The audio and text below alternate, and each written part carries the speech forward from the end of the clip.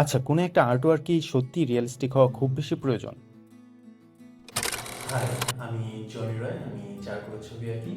আমার এই চারকোল স্কেচটার ফিগারটা আঁকাটা কীভাবে আঁকতে হয় এটা টিউটোরিয়াল আমি অলরেডি আমার ইউটিউব চ্যানেলে আপলোড করেছি। আমার ফার্স্ট পার্টে আমার এটা লিঙ্ক আমি কোথাও ডিসক্রিপশনে দিয়ে দেবো, আপনারা সেখান থেকে দেখে করতে পারবেন। আর নেক্সট আজকে আমি দেখাবো কীভাবে এটা আমি ডিটেল করেছি। ভিডিওর শুরুতেই আপনাদের একটা কথা বলেছিলাম, একটা আর্টওয়ার্ক কি সত্যিই রিয়ালিস্টিক হওয়া জরুরি নাকি না। এই ব্যাপারটা ভালোভাবে বুঝতে হলে আমাদের যেতে হবে প্রায় 15শো শতাব্দীর দিকে।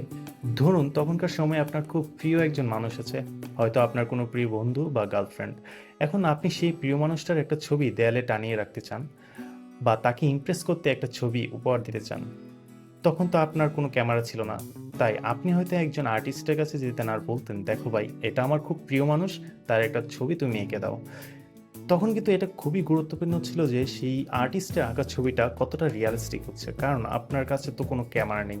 তাই ছবিটা যত বেশি রিয়ালিস্টিক হবে ততটাই ভালো লাগবে। আমি 15শো শতাব্দীর কথা বললাম কারণ ঠিক সেই সময় লিওনার্দো দা ভিঞ্চি প্রথমবারের মতো তার শিল্পকর্মে 3D ভাব বা রিয়ালিস্টিক আর্টের ধারণাটা পৃথিবীর সামনে তুলে ধরেছিল। এর আগে মানুষ ঠিকমতো জানতই না রিয়ালিস্টিক আর্ট আসলে কি। তাছাড়া তখনকার বেশিরভাগ বিখ্যাত আর্টিস্টই কিন্তু রিয়ালিস্টিক আর্টের চেয়ে তাদের আর্টওয়ার্কে একটা ডিপ মিনিং বা অর্থবহ ভাব প্রকাশে বেশি মনোযোগ দিতেন, যা আমরা এখন ভ্যান গগ বা পিকাসোর মতো ফেমাস আর্টিস্টদের কাজ বা আর্টওয়ার্কগুলো দেখলেই বুঝতে পারি। তো এখন আপনি নিজেই ভাবুন, বর্তমান সময়ে এসে রিয়ালিস্টিক আর্টের দরকার কতটা। যদি আপনার কোনো কিছুর একদম বাস্তবের মতো ছবি দরকার হয়, তাহলে তো আপনি মোবাইল দিয়ে খুব সহজেই একটা ছবি তুলে নিতে পারেন।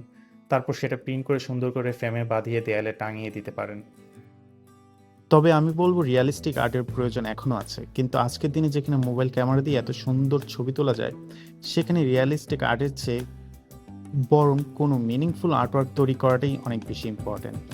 আশা করি বুঝতে পেরেছেন। আর যদি আমার ভিডিওটা ভালো লাগে থাকে তাহলে অবশ্যই লাইক, কমেন্ট অ্যান্ড আপনার বন্ধুদের মাঝে অবশ্যই শেয়ার করবেন।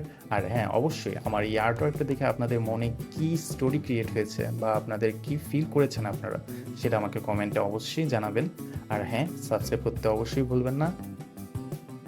দেখা হবে নেক্সট কোনো এক ভিডিওতে। সে পর্যন্ত অবশ্যই ভালো থাকবেন। টাটা।